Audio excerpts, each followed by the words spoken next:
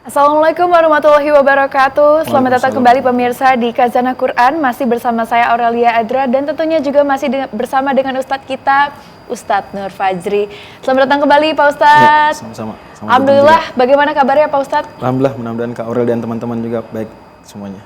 Sudah siap hari ini kita akan kembali mengupas tuntas, membedah surah-surah yang ada di dalam Al-Quran Pak Ustadz. Semoga nantinya bisa dimengerti oleh pemirsa di rumah dengan baik begitu ya Pak Ustadz ya.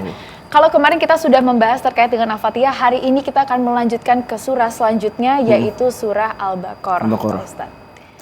Baik. Bismillahirrahmanirrahim. Jadi setelah surat Al-Fatihah langsung surat Al-Baqarah, dan surat Al-Baqarah bagian awalnya itu kalau kita perhatikan di mushaf itu seperti diberikan ornamen lebih istimewa. 5 ayat pertama persis seperti Al-Fatihah.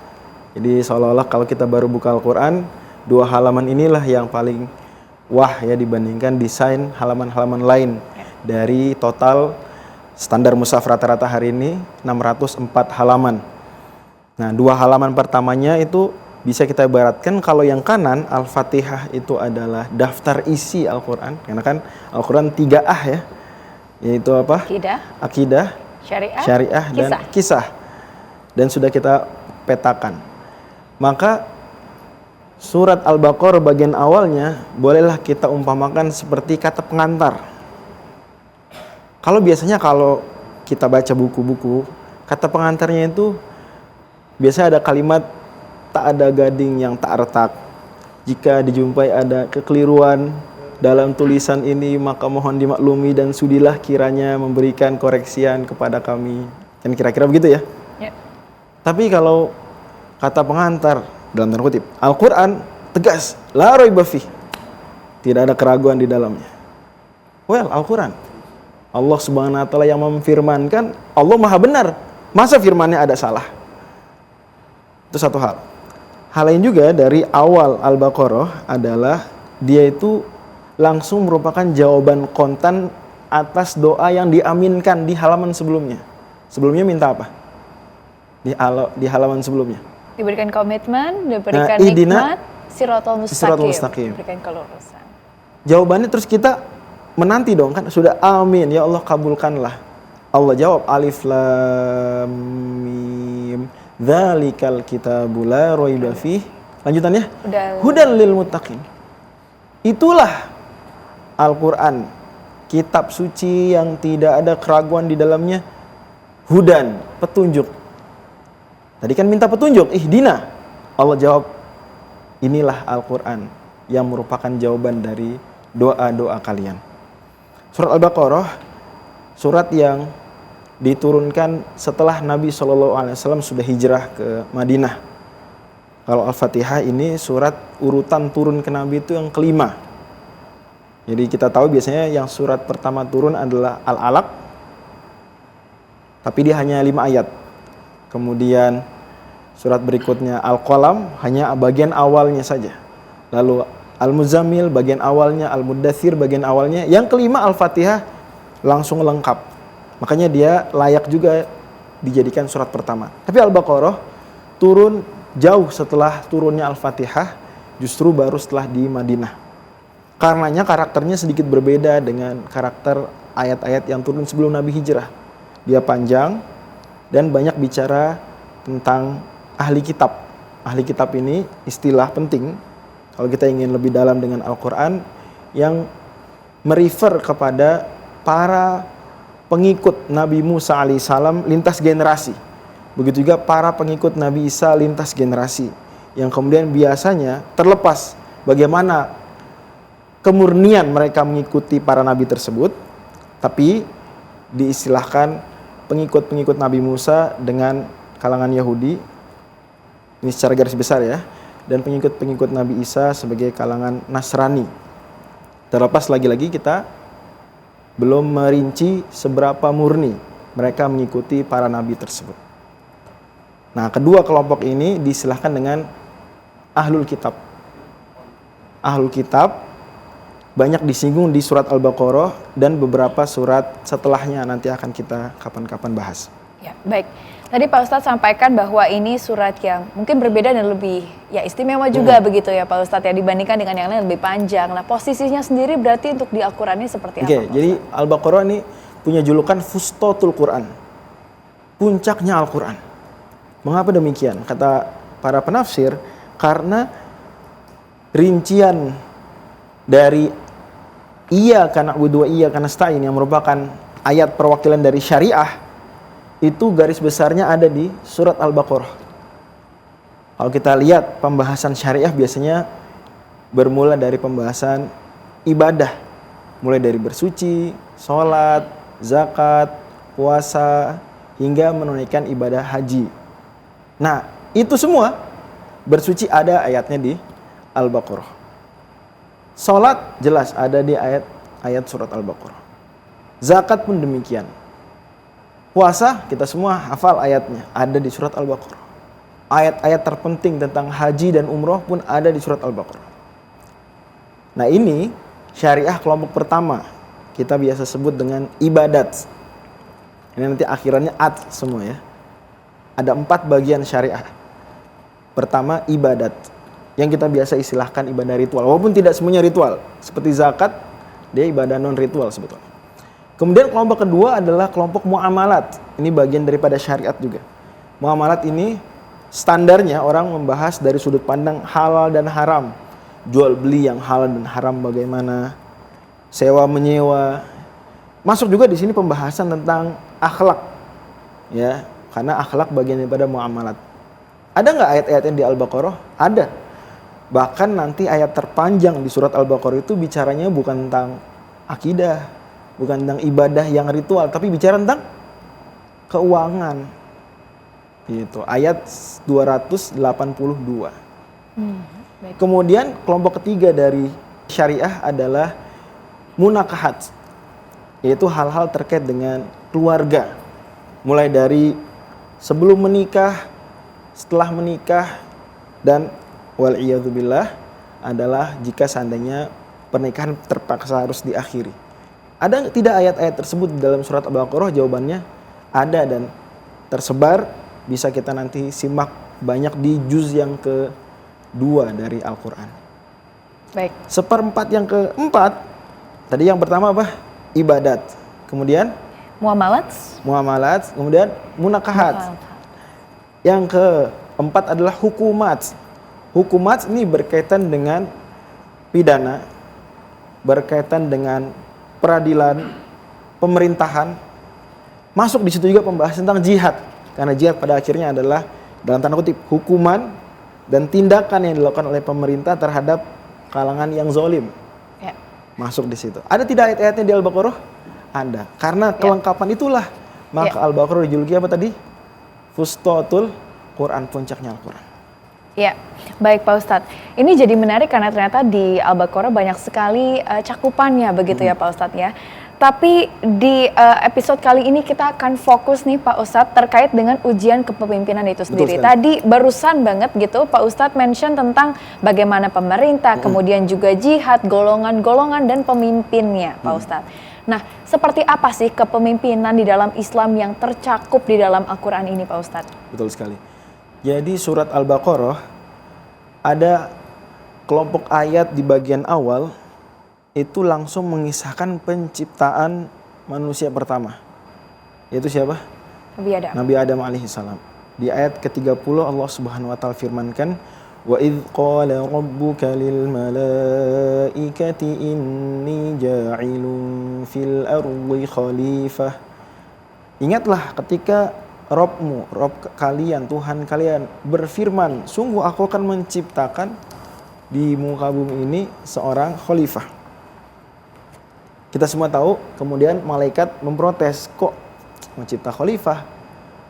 Kayaknya makhluk-makhluk sebelumnya, memang Ibnu Umar, radhiyallahu anhu seperti dikisahkan dalam sejumlah buku-buku sejarah, itu menyebut ada makhluk-makhluk mirip manusia, ya, yang hidup di planet bumi sebelum Nabi Adam alaihissalam diciptakan.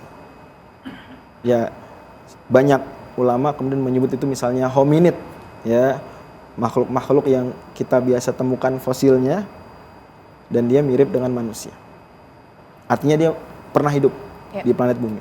Maka malaikat protes, kan udah pernah, dan saling berantem, saling menumpahkan darah, mendurhakai engkau. Tapi Allah mengatakan, aku tahu apa yang kalian tidak tahu. Kemudian Allah ajarkan pada Nabi Adam nama-nama segala sesuatu. Wa 'allama Adamal asma'a kullaha. Nama-nama ini diajarkan kepada Nabi Adam. Sadarlah kita bahwa memang modal khalifah, pemimpin, itu diantara yang terpenting adalah pengetahuan, kecerdasan, ilmu. Tentu ilmu tidak hanya yang bersifat kognitif, tapi bisa juga ilmu manajerial, ilmu yang sifatnya praktikal. Artinya dia jangan sampai tidak punya kapasitas untuk menjadi seorang pemimpin. Disitulah baru Allah Subhanahu Wa Taala kemudian menyuruh malaikat dan yang bersama malaikat waktu itu, termasuk iblis. Iblis ini kalangan jin, bukan berasal dari jenis yang sama dengan malaikat, tapi waktu itu belum menunjukkan kedurhakaannya. Gitu ya. Diperintahkan bersujud, ternyata semua sujud kecuali iblis. Iblis bukannya bertaubat karena salah, tapi justru malah mencari-cari pembenaran. Berbeda dengan Nabi Adam, yang tidak lama setelah itu dikisahkan berbuat kekeliruan memakan buah dari pohon yang terlarang. Tapi Nabi Adam setelah ditegur tidak cari-cari pembenaran, justru apa? Menyesal dan berdoa dengan doa yang terkenal, Rabbana zalamna anfusana, nanti ada di surat Al-A'raf. Dan ini sudah menunjukkan buat kita karakter pemimpin yang kedua, bahwa pemimpin tenang saja, pemimpin boleh kok salah. Artinya dimaklumi salah, namanya juga sama-sama manusia. Tapi pemimpin yang punya karakter kepemimpinan, khalifah yang sejati, dia ketika salah bukan cari-cari pembenaran. Dia salah, dia menerima masukan, koreksian, menyadari, dan kemudian dengan penuh santun mengakui dan meminta maaf. Dalam konteks agama berarti ditambah bertaubat. Ya, bagaimana caranya kemudian para golongan-golongan manusia yang sudah ada pada saat itu, Pak Ustadz, atau mungkin akan ada itu bisa mengetahui siapa pemimpinnya, kemudian juga memberikan respect kalau kita bilang sekarang mungkin Pak Ustadz.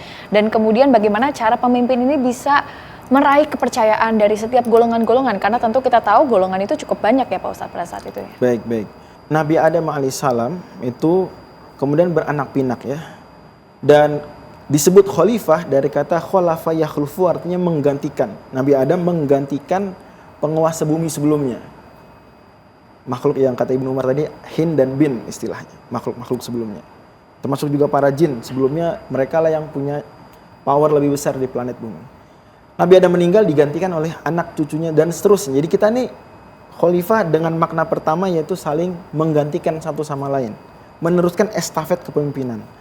Kalau ada pertanyaan ketika banyak golongan, tahu dari mana pemimpinnya? Tentu pemimpin umumnya yang difahami adalah pemimpin dua hal, pemimpin politik yang istilahnya umaro dan pemimpin keagamaan, ulama.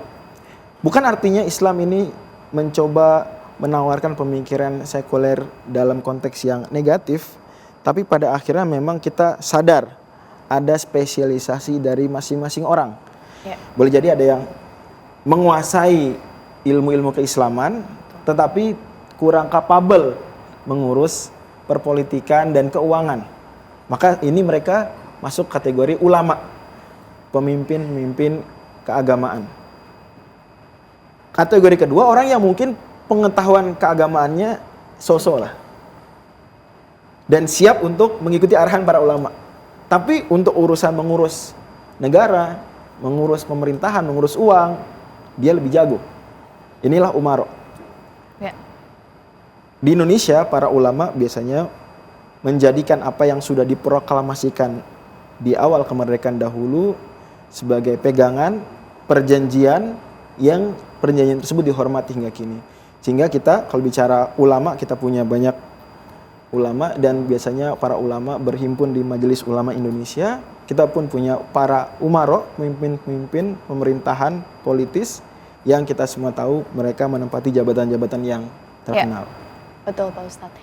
Nah, kalau kita melihat surah Al-Baqarah, Pak Ustadz, di situ mencakup adanya 3 golongan mukmin, kafir, dan munafik, begitu Pak Ustadz. Apakah itu terbentuk seiring berjalannya dengan kemunculan para pemimpin ini, kemudian mungkin ada keraguan di dalamnya yang membuat tidak percaya, atau seperti apa Ustadz? Baik, kalau kita bicara pemimpin dan kepemimpinan di awal tadi, yang memang itu disoroti betul di juz yang pertama dari Al-Baqarah.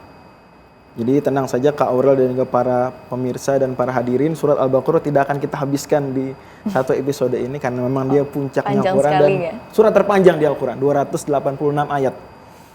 Nah, tapi kita soroti juz pertama memang bicara kepemimpinan. Pemimpin biasanya akan menghadapi 3 kalangan ini. Ada kalangan yang memang dia jelas keimanannya, luar dalam beriman. Ada yang jelas juga positioningnya memang memusuhi. Ya. Tapi ada yang mencoba cari aman dengan cara yang sebetulnya tidak aman, yaitu menjadi orang munafik. Dan kalau kita perhatikan di bagian awal Al-Baqarah, 5 ayat pertama bicara orang beriman. Ya. Kemudian ayat 6, 7, 8 bicara orang yang jelas-jelas tidak beriman. Istilah teknisnya dalam Al-Quran dan dalam literatur-literatur para ulama kafir. Ya, tapi ingat ini istilah teknis yang maknanya dalam pandangan Islam bukan konteks penghinaan, tapi justru cenderung netral, walaupun diposisikan sebagai kebalikan daripada keimanan yang berarti konsekuensinya negatif. Yaitu kafir artinya menutup diri dari kebenaran, dari menerima hidayah. Namun dalam konteks bernegara, berbangsa, para ulama juga sarankan penggunaan istilah lain yang juga kalau kita lihat presidennya ada di kalangan-kalangan klasik, yaitu jika seandainya kita memungkinkan menggunakan istilah non-muslim, maka itu biasanya lebih disukai di banyak kesempatan agar tidak mudah disalahpahami.